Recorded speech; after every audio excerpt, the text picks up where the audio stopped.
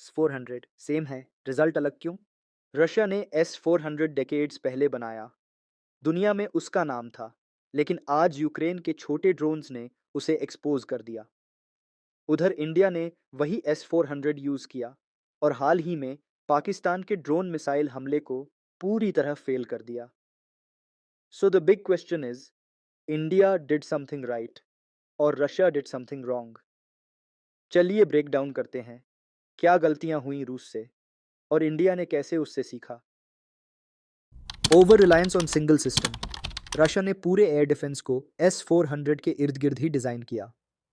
Problem, वो system high flying jets और ballistic missiles के लिए बना था, ना कि लो फ्लाइंग ड्रोन्स या क्रूज मिसाइल्स के लिए।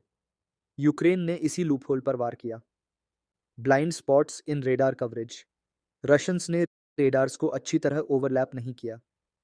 उसकी वजह से छोटे ड्रोन्स, लॉइटरिंग म्यूनिशंस बिना डिटेक्ट हुए मेजर एयरबेसेस पर हमला कर दिया। No integration with electronic warfare. Modern defence सिर्फ मिसाइल सिस्टम नहीं होते, radar, EW systems, spoofers, AI based alerts सब साथ चलते हैं। रशिया ने S-400 को आइसोलेटेड यूज किया और साथ में कोई रियल टाइम इंटीग्रेशन यूज नहीं किया।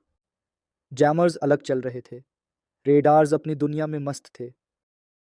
अब जरा इंडिया की तरफ नजर डालते हैं, जहां शोर नहीं हुआ, लेकिन काम चुपचाप और समझदारी से हुआ। भारत ने अपनी एयर डिफेंस को step by step next generation तक पहुंचा दिया है। सबसे पहले बात करें मल्टी लेयर्ड डिफेंस स्ट्रैटेजी की, मतलब हर लेवल पर एक सुरक्षा कवच। ऊपर से अगर कोई लॉन्ग रेंज मिसाइल आए तो S-400 जैसे सिस्टम्स उसे हवा में ही पकड़ लेंगे।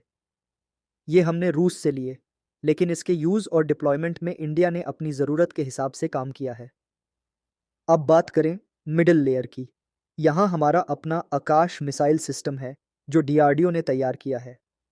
100% मेड इन इंडिया और पहले ही कई बार साबित कर चुका है कि ये बैटलफील्ड रेडी है।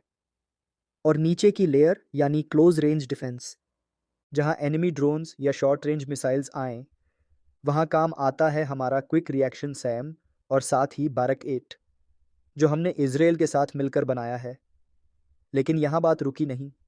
अब इंडिया फुल फोकस में है अपने फ्यूचर सिस्टम्स पर, जैसे QRSAM और XRSAM, जो कम्प्लीटली इंडिजिनस होंगे। मतलब आने वाले सालों में हमें किसी पर डिपेंड करने की ज़रूरत ही नहीं पड़ेगी। अब सिर्फ मिसाइल्स और राडार्स से जीत नहीं मिलती, ज़रूरत होती है जानकारी को रियल टाइम में जोड़ने की। और यहीं आता है इंडिया का गेम चेंजर सिस्टम, ISCCS, यानी integrated air command and control system. ये कोई ईक रेडार या ईक बेस पे डिपेंडेंट सिस्टम नहीं है, बल्कि ये सैटेलाइट्स, एवैक्स एयरक्राफ्ट्स, ग्राउंड रेडार्स और सर्वेलेंस यूनिट्स, इन सबको एक हाई ग्रिड में जोड़ता है।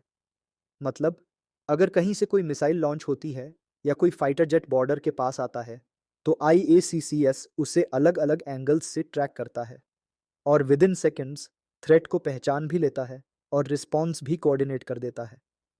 ये सिस्टम अब इंडिया की एयर डिफेंस की बैकबोन बन चुका है, जिसका फ़ायदा ये है कि ह्यूमन डिले ऑलमोस्ट खत्म हो चुका है और रिएक्शन टाइम पहले से कई गुना तेज़ हो गया है। डिफेंस सिस्टम्स लगाना एक बात है, लेकिन उन्हें असली लड़ाई जैसे हालातों में टेस्ट करना, वहीं से आती है असली तैयारियां। इंडिया ने इसी चीज़ पर जोर दिया है।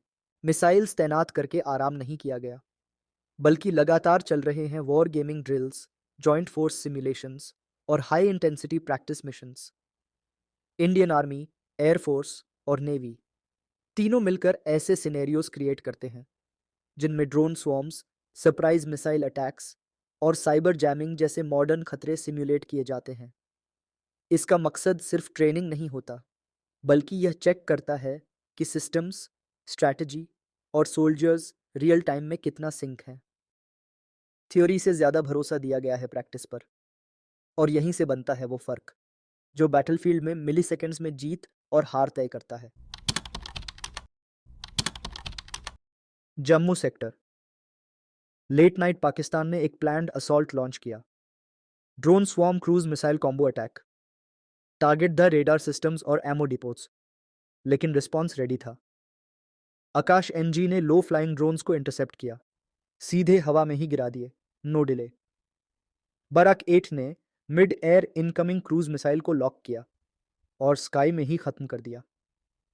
इसी बीच लॉन्ग रेंज सर्वेलेंस में S-400 ने एनिमी एयरक्राफ्ट को बहुत पहले डिटेक्ट कर लिया, इतनी दूर से कि वो घुस भी नहीं पाए।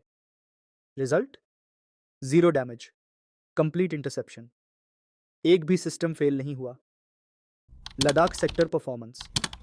लद्दाख जहां टेम्परेचर माइनस में जाता है, ऑक्सीजन कम होती है और टेरेन हॉस्टाइल होता है।